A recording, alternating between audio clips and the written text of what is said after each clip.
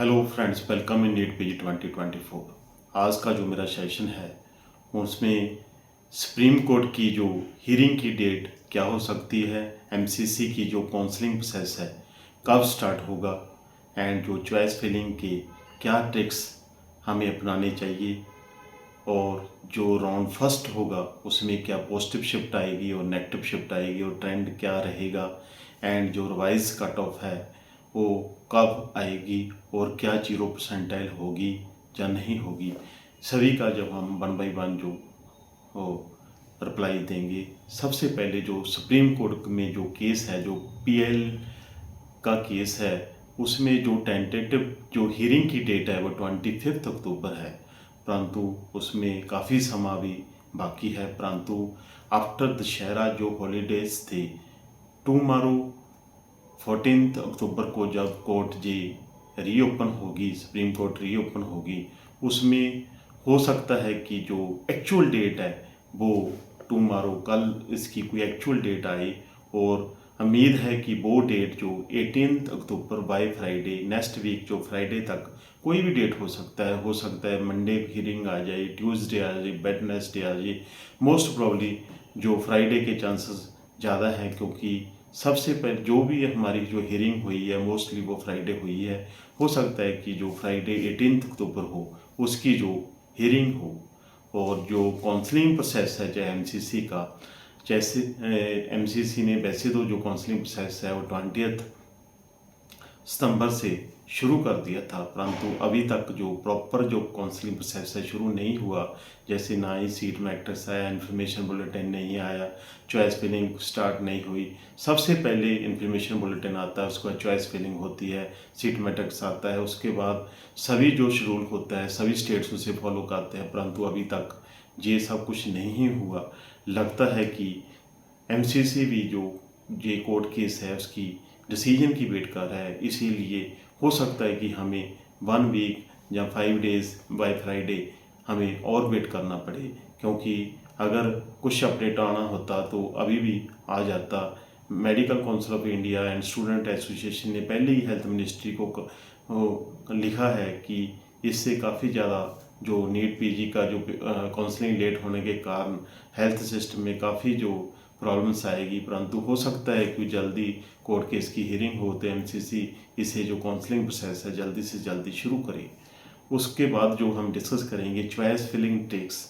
देखो, जो last year का पैटर्न था उसमें first round mostly free exist होता है, और जो ऑल इंडिया का जो काउंसलिंग शेड्यूल होता है उसे मोस्टली स्टेट्स डिटो फॉलो करते हैं। कुछ स्टेट्स उसमें चेंजेस करते हैं, परंतु मोस्टली उसे उसी तरह ही फॉलो करते हैं। First round mostly free exist होता है, सेकंड राउंड में अगर आपको सीट मिलती है तो थर्ड राउंड में आप अपग्रेडेशन में जा सकते हैं, और जो फोर्थ राउंड में अगर आपको सीट मिलती है तो फिर आप उसे छोड़ नहीं सकते। अगर आपने छोड़ दी तो फिर नेक्स्ट ईयर के लिए डी बार हो जाएंगे। इसी तरह फिफ्थ राउंड का है। फर्स्ट राउंड के बाद किसी भी स्टूडेंट्स को कोई सीट मिलती है, अगर वो ज्वाइन नहीं करता उसे छोड़ता है तो फिर वो सिक्योरिटी फॉरफिट होती है। उसी तरह थर्ड राउंड में अगर आप सीट नहीं ज्वाइन करते, छोड़ देते हैं, सिक्योरिटी तो फॉरफिट होती ही है, आप काउंसलिंग प्रोसेस से बाहर हो जाते हैं।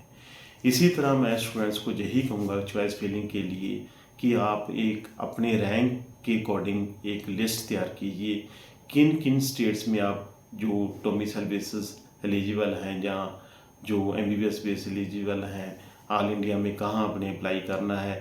एक आपके पास कॉलेज की लिस्ट होनी चाहिए, वो स्टेट्स जहाँ पर आपने अप्लाई करना है, चाहे ऑल इंडिया ओपन है, चाहे वो एलिजिबल स्टेट है जहाँ पर आप गवर्नमेंट सीट के लिए एलिजिबल हैं, और ऑल इंडिया में आपने कहाँ जाना है वो कॉलेज की आपके पास लिस्ट चाहिए। उन कॉलेज में ओपीडी कितनी है, बॉन्ड कितना है, स्टाइफंड कितना है, लोकेलिटी कहाँ है, लैंग्वेज की कोई प्रॉब्लम तो नहीं है, खाना, लोकेशन, सभी आपको फैकल्टी आपके पास सभी डाटा होना चाहिए।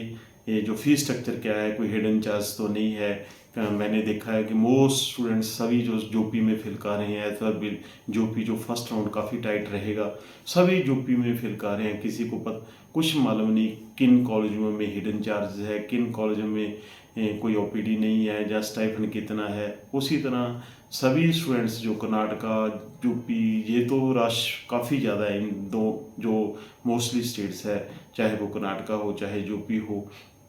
परंतु आपने जब भी कोई कॉलेज फिल करना है उसका आपको प्रॉपर डाटा होना चाहिए भी, कॉलेज में कट ऑफ क्या जाती है, कॉलेज में ओपीडी कितनी है, वो कॉलेज की रेपुटेशन क्या है, क्या कॉलेज में कोई हिडन चार्ज तो नहीं है जी, बॉन्ड स्ट्रक्चर क्या है, लोकेलिटी कहाँ है, क्या वो कुड़ियाँ जो गर्ल्स के लिए वो सेफ है, जो सभी जो आपके पास डाटा होना चाहिए। वहाँ पर कोई नेगेटिव अप्रोच तो नहीं है जहाँ हम देखें कि ये भी सभी कुछ देखने की बहुत ज़रूरी है। इसीलिए चॉइस फिलिंग करते समय आपके पास प्रॉपर डाटा होना चाहिए, ताकि आप जो भी जब चॉइस फिलिंग होगी, जो काउंसलिंग प्रोसेस चलेगा तो बहुत फास्ट चलेगा। इसलिए आपके पास पहले आप प्रिपेयर हो जाइए कि आपने कहाँ कहाँ अप्लाई करना है, किन फीस स्ट्रक्चर में अप्लाई करना है, क्या सिर्फ गवर्नमेंट में ही अप्लाई करना है, ऑल इंडिया कोटा में, MD/MS में करना है, डीम्ड में करना है, डिप्लोमा में करना है, नॉन क्लिनिकल में करना है,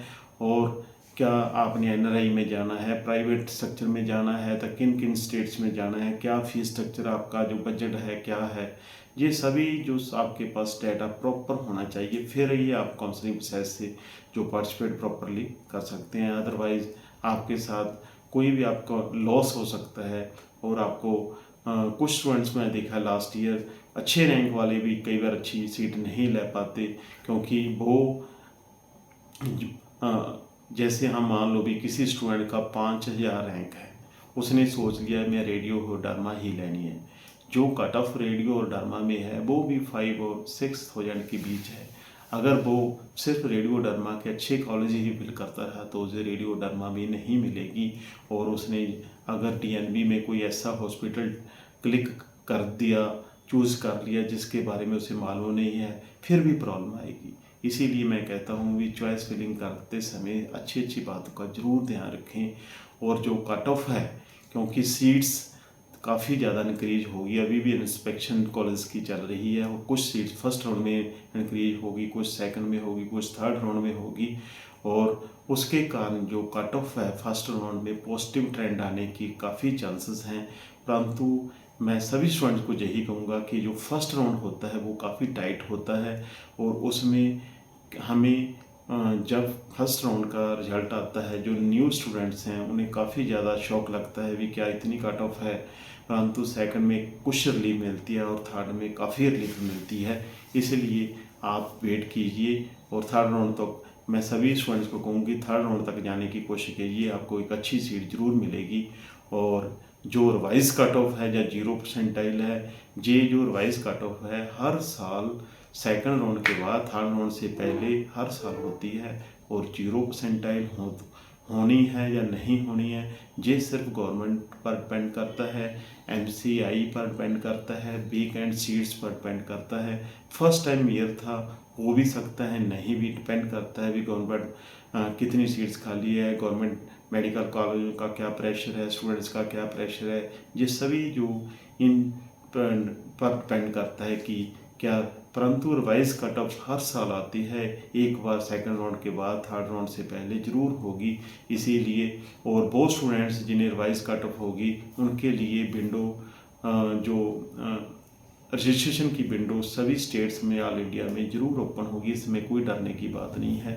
और मेरे इस चैनल के साथ सब्सक्राइब कीजिए, शेयर कीजिए, लाइक कीजिए, और होप कि जल्दी से जल्दी जो कोर्ट का जो फैसला हो और जो काउंसलिंग प्रोसेस है शुरू हो। मैं इसी तरह आपको जो भी अपडेट्स है जल्दी से जल्दी देने की कोशिश करता रहता हूँ। थैंक यू दोस्तों।